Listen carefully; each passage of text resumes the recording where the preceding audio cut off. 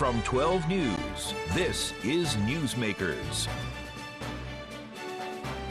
Terror in Israel.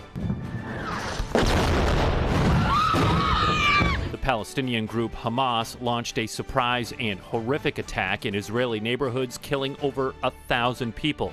President Biden offered full-throated support for the Jewish nation. We stand with Israel. We stand with Israel. But with the Israeli military response already killing scores of Palestinians on the Gaza Strip, there are concerns about the humanitarian cost and the potential for a wider conflict across the Middle East. This week on Newsmakers, The View from Capitol Hill with the chairman of the Senate Armed Services Committee, Rhode Island U.S. Senator Jack Reed. Welcome to Newsmakers. I'm Tim White, alongside 12 News Politics editor Ted Nesi. Senator Jack Reed, thank you so much for joining us. Thank you. Thanks, Tim. So first I want to note that this conversation is being recorded on Friday afternoon. Undoubtedly, there will be a lot of developments between now and when most of you are watching this program on a Sunday morning. But I want to kind of take a step back at the entire situation. Yes. The security situation in the Middle East has been an issue for your entire time in Congress, and I wonder how you would compare this attack with previous crises. Well, this attack was a purely terrorist attack by an insidious group of people. They have no regard for human life. They are fanatics. Many aspire to martyrdom. They hate the Israeli people, and they do not care about the Palestinian people. They are, in many respects, homicidal, but unfortunately they're clever too. Previous attacks against Israel were by nation states. The Yom Kippur War was Egypt and Syria, conventional warfare. We were able to support them, not with troops, but with materiel. This is a counter-terror operation, and now it's moved into urban areas, which makes it a very complex and very difficult operation. But the Israeli government is committed to not only degrading Hamas, but destroying Hamas. But I guess the question is at what cost, right? Israel is calling on residents of northern Gaza to evacuate there. They announced this morning, yes. Friday morning. The UN says that it is an estimated 1.1 million people, and warned that the forced relocation would have, quote, devastating humanitarian consequences. Do you have concerns that Israel's going completely scorched earth with minimal regard for civilians? I think that they understand, they're very sophisticated, that if they appear to be, and which Hamas would like them to appear to be, going after civilians, destroying non-military objectives, that'll all go out on social media by Hamas. It's part of Hamas's plan. Absolutely. The Israelis understand that. They're going to go in, unfortunately, given the nature of urban warfare and the fact that Hamas will deliberately put their key facilities very near civilians, very near critical infrastructure. There will be civilian casualties. The Israelis have to be very conscious of that, not just in terms of the humanitarian issues, which are critical, but also in terms of the exploitation by Hamas of what they do. The three of us have had umpteen conversations over the many years we've all been doing. We've been doing this longer than Tim and I have been doing this. But I remember all the times we talk about Afghanistan and Iraq, the problem would be it's urban areas, it's, as you just said, guerrilla warfare. You get bogged down in those situations when you're a conventional army, when you're a nation state. I just have trouble, being a non-expert, imagining how Israel can go into Gaza, a very dense urban area, and root out Hamas without flattening the place. I guess as a military expert, how do you think about what they need to do to be successful and not be there for 30 years and make the situation worse? Well, what they have to do, and it's extremely difficult, it is urban warfare, house to house, and they have to be very careful, as we just discussed, of civilian collateral damage, and identify, and they have tools to identify it, intelligence tools, electronic tools, tracking cell phones, etc., and find these key leaders and take them out first, and then go after and try to roll up the the remaining Hamas. It's not equivalent, but we accomplished the same thing with ISIS. Basically, it was a powerful group that was controlling a large portion of Iraq. We went after them, and we were able to degrade them significantly. They're not a real factor at the moment now. But the difference was, it was not an urban fight, it was a desert fight. They were more sort of a regular band of military rather than five. I also feel like, and you correct me if I'm wrong, ISIS wasn't as embedded as I assume Hamas is at this point in the society and in the infrastructure. Well, they weren't that embedded. No, you're right about that. But they were, they had support systems and they were developing over the years. But Hamas has been running the Gaza sector for years now, and they've been very much entrenched, very deliberately. And frankly, we have to find ways, not just the United States, but the international community, to assist those innocent Palestinians who are apolitical, don't know, etc. We've got to open up the Egyptian border, start pulling them out as fast as we can, screening them, but pulling them out. And then we also have to, on an international basis, this can't be one country stepping up. It has to be an international effort to provide necessary relief for the innocent people. Just one question, and I'll give it back to Tim on that. Egypt, my understanding is, has never really wanted to open its, there's two borders with Gaza. Egypt has a border too. Yes, and right. Just as Israel blockades on one side, Egypt does on the other. Right. Do you think Egypt might change its tune this time? I think they will, because I think what they were going to receive is a lot of quiet pressure from not only the United States, but from other countries. And from other countries, particularly the Saudis and others, financial support. What I would envision is, and this is not a very good solution, but it's better than what we're looking at now, is establishing camps for these refugees and then trying to stabilize the situation as quickly as possible and move them back into Gaza. Well, that would have to happen fast. It would have to happen fast, and I can tell you right now, Secretary Blinken's trip to the Middle East, to Israel, he's not just talking to the Israelis, he's talking to the Egyptians, he's talking to the Saudis, he's talking to everyone in the region about not just the conflict, but also how do we deal with this humanitarian crisis. And as we've all three said, this ultimately will be, could rebound against Israel in terms of popular support around the world. And we can't let Israel, be in a situation where they become disenfranchised from the world community and an outlier, because that's Hamas's goal. You're chairman of the U.S. Armed Services Committee, and so I want to talk about U.S. military response and aid. Right. The U.S. is providing Israeli troops with equipment. Should there be any conditions placed on how those are used? We have conditions on how equipment is used. Like what? Well, they can't be used to directly target hospitals or anything like that.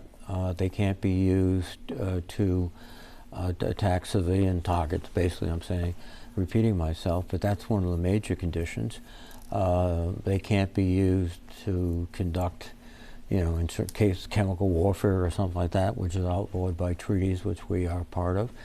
Those are built into the authorities and when we transfer equipment. A lot of people at home might have a very basic question, which is, can you see a point at which the U.S. would get involved actively either in the air or with boots on the ground?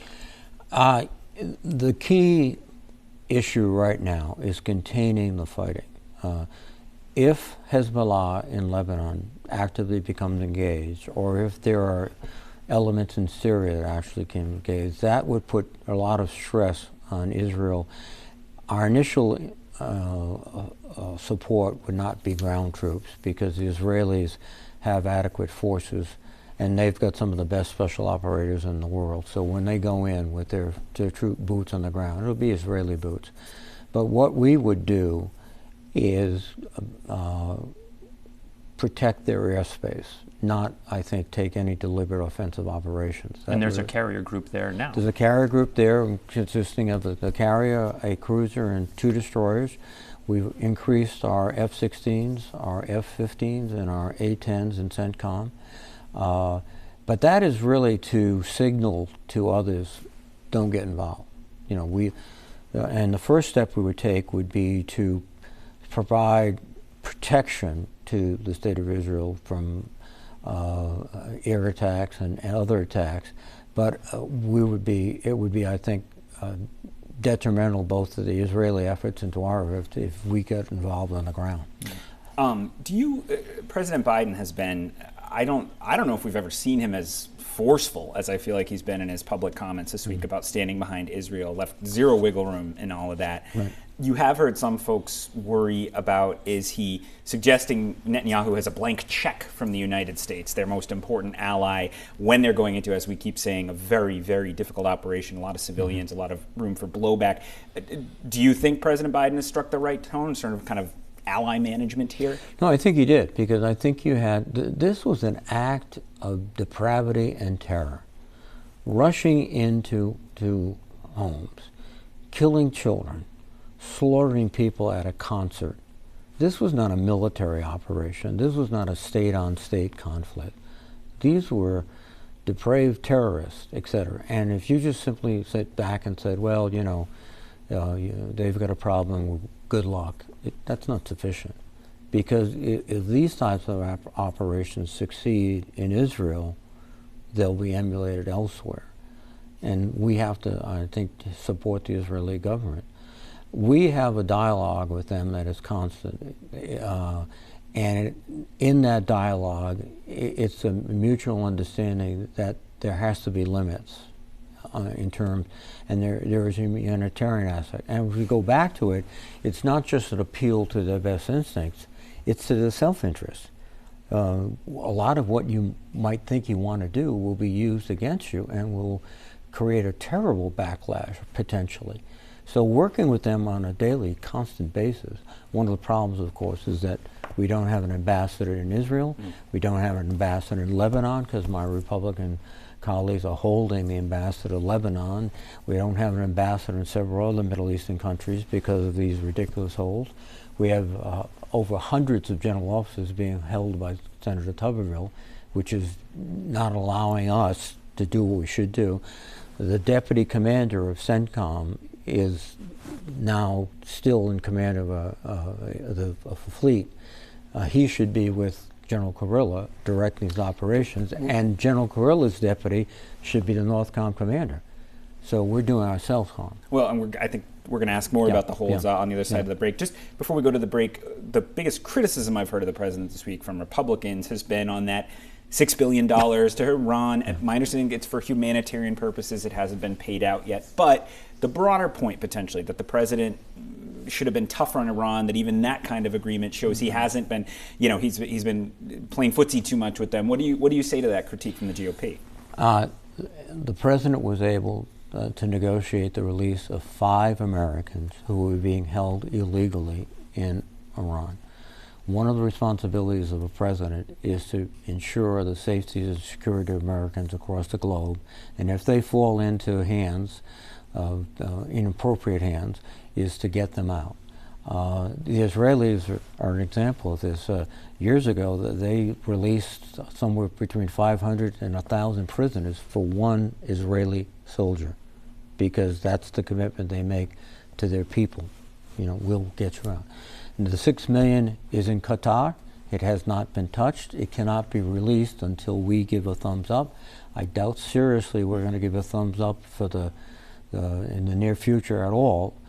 We want to understand what Iran was doing, what they're doing now, and send them a signal. The money is strictly for humanitarian means. It doesn't go to, it can't go to their war fighters. Basically, what the Iranians have to do is give a receipt for medicines, and then the Qatar Bank will give it with our permission. So we have to go to break, but to that point, Leader Mitch McConnell, Senator Tom Cotton proposed legislation that would freeze the $6 billion. Yes. You would vote against that? Well, no, I would make the case right now is that that's a nice political message, but the practicality is the money's not going to go. And by the way, before we consider that legislation, let's consider aid to Israel, aid to the Ukraine, and also promoting our offices. All right. Why don't we get to that on the other side of Surely. this break, and we'll have an important update on the war in Ukraine. Our guest this week is U.S. Senator Jack Reed. Stay with us. You're watching Newsmakers.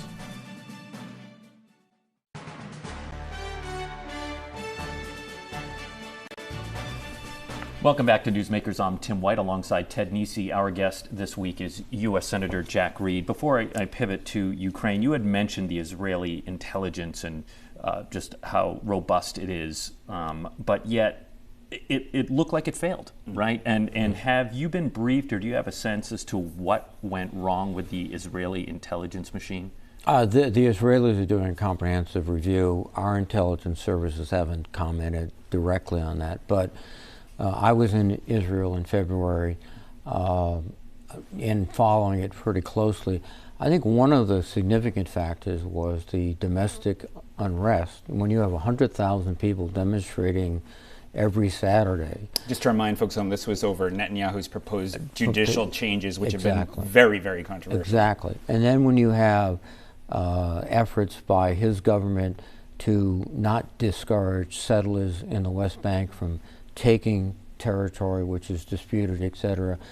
I think there was a conscious movement of forces away from Gaza to just prevent violence in the West Bank that we're trying to verify, but also just the attention span of a government and individuals is only so much, and if you're facing these internal crises every day, you're not paying as close attention as you should to Hamas. And then I think Hamas also, over the years, unfortunately, has learned to be much more clandestine in their operations. But the real thing, I think, was just the whole sense that the issue before Israel was the reform of the judiciary, and the whole country was in turmoil. Reserve Air Force pilots said they would not report for duty. So when you're a Hamas operator, they don't have pilots now, etc. So that was very, very critical. And now they are reporting for duty. Not only reporting for duty, I mean, there were stories of that wonderful story of the retired Israeli general who cut his sidearm, jumped in a car, drove, fought off the terrorists, organized Israeli troops. It's astonishing. It's everyone's in the fight. One last Israel question, because I know we both have other things we want to ask you about. The other thing as you watch all this is, for I think all of us, you say, can this problem be solved? You know, not the narrow Hamas problem right now, but a lasting peace. Everyone says, oh, we should have a two-state solution or multinational. It just feels like the fact that you hear people in the political side of Hamas saying they still do not accept that Israel should even exist. I know. I guess, how does this get resolved? Well, you know, we have been close at moments. I can remember when Ehud Barak and Arafat and President Clinton were at a point of, and then Arafat bailed out, unfortunately for the Palestinian people. But, this is something, we just can't fight this fight and win, quote. We have to win the peace too, which means going back to how do we provide a stable, secure space for the Palestinians that does not threaten the state of Israel? And how do we continue to build on relationships with other Arab countries and Israel? And if we just win the battle, we'll eventually lose the peace, which is the most important thing. So the terror attack in Israel has overshadowed the war in Ukraine for the past week. As chairs of the Armed Services Committee, you stay abreast of it, of course. What is the situation there right now? Is Russia starting to get the upper hand? Is Ukraine regaining territory? Is there a stalemate? They are moving slowly. They being who? The Ukrainians forward. There's some fierce fighting now between the Russians and the Ukrainians along the line, but the Ukrainians are making progress. But the progress is measured in thousands of meters. It's not measured in 60 miles we've broken through.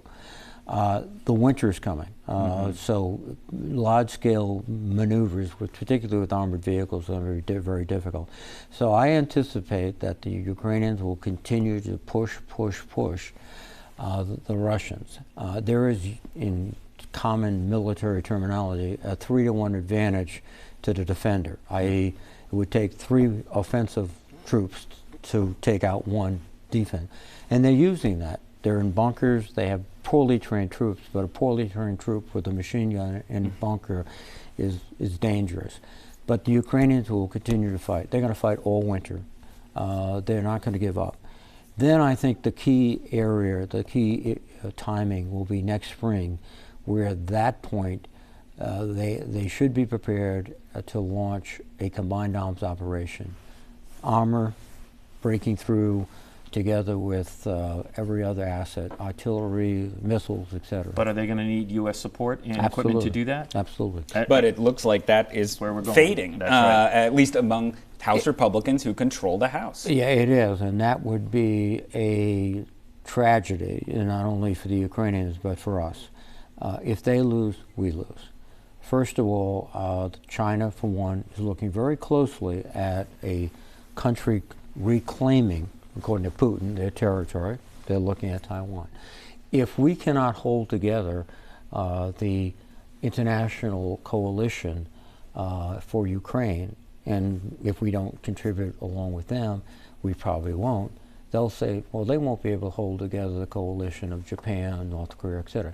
This has huge consequences. And more precisely is that Putin's aspirations are not just Ukraine.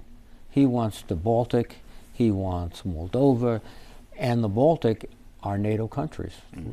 And if they're invaded, then we're in fighting war. So this issue comes down to, in my view, something very simple. Do you want United States men and women out there fighting the fight, or do you want to supply very brave, courageous fighters? I would prefer the last option. Let's help the Ukrainians fight the war for us. So we sometimes see through a glass darkly, all of us out in the hinterlands, but you're down there. I mean, do you think there's a lot of shadow boxing going on, but in the end, you think this coalition to provide support for Ukraine will hold in the Congress, or are you sincerely worried at this point? I think it will hold in the Senate. Well, yes. But I'm saying But I think what is happening, I hope, is that this whole circus, and there's other terms, but that's pretty accurate, will end with the election of someone who understands that we have to maintain our support for Ukraine. There are people who are very outspoken, and I think they're taking their cues from Trump. And that has nothing to do with strategy. That has everything to do with, how do I win an election? How do I stay out of jail, et cetera. He was very dismissive of NATO, which when President Biden was able to pull together NATO in weeks. And by the way, the contributions of countries, ours has been significant, but if you look at GDP, percentage of GDP, we're around 8th or 9th, I'm estimating. The top countries are the Baltics. They're giving huge amounts of money, military personnel, equipment, etc. And so this is one of the few times that it's not good old USA, putting out the fire. We have really strong allies. We have 2 minutes left in the program, Senator, and you brought up Senator Tommy Tuberville in the first half. And just to remind our viewers, he continues his blockade of military promotions over a Department of Defense policy that pays for travel for personnel in states that do not provide abortion in the post-Dobbs world. Look, his spokesperson claims you called military leadership, quote, ineffective on the Senate floor weeks ago because of the hold, and went on to say, quote, the hold is not affecting our readiness. Your response? Well, that's ridiculous. As I mentioned before, the designated deputy commander for CENTCOM cannot take that job. So we have someone in there, an Air Force Lieutenant General, who's going to be the next should be the commander of NORTHCOM, which controls the United States. They really can't be moved on an acting basis or anything like that? You cannot presume that. You can go, some can move in an acting basis, but typically what happens is that, the commander leaves and the deputy commander becomes acting. That's what was happening for the Chief of Staff of the Army. He was both the Vice Chief of Staff of the Army and the Acting Chief of Staff of the Army. There are certain things the Acting Chief cannot do. They're delegated to the chief. There are certain specific functions that are given to the vice chiefs that are very important, which you can't do when you're doing two jobs. And frankly, these jobs are 24/7, just one of the jobs. And that is affecting our readiness. Let me tell you, does Senator Tubill's aide know more than 7 secretaries of defense, including Republican secretaries of defense, who wrote months ago, this is harming the readiness of the United States? And by the way, it's also harming the families. There are kids are not going to school. Kids are not, they're not being able to move, and someone devoted, their families devoted their life, 30 years of their life, and now they're stuck in limbo. That's only not fair. That is just mean. All right, U.S. Senator Jack Reed, we appreciate your time. Thank you. If you missed any of it, it's on WPRI.com. For Ted Nesi, I'm Tim White. We'll see you next week on Newsmakers.